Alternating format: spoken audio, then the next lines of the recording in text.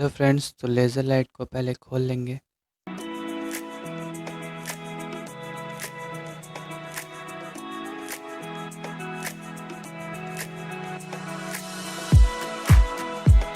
तो आप देख सकते हैं कि ये यहाँ पे एक लेंस होता है, तो इसको पहले निकाल लेंगे आराम से। ये देख सकते हैं यहाँ पे एक लेंस है, यही लेंस से सब काम होगा। माइक्रोस्कोप इसी लेंस से बनेगा। और इस लेंस को हम लोगों को एक क्लिप में अटैच करना है, जिससे ये गिरे ना। तो आप देख सकते हैं मैं यहाँ पे अच्छे से अटैच करके रखा हूँ। चलिए अब इसको मोबाइल पे लगाते हैं।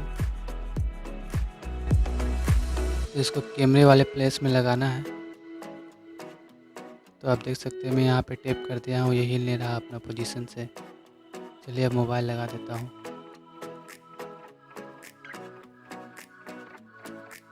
और ये काम करने के लिए रेडी है।